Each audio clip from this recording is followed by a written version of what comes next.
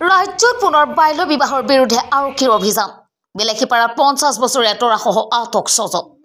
নাবালিকাক বিয়া পাতিব আহি ৰঙাঘৰৰ আলহী দৰাসহ 6 জন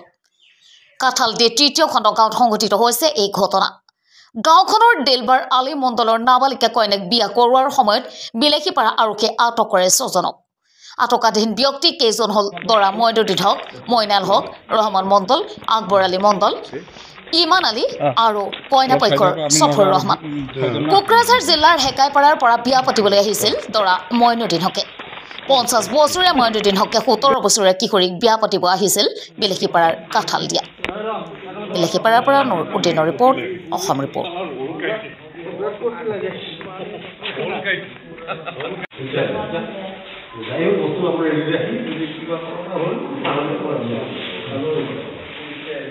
দেখি কি কৰা হয়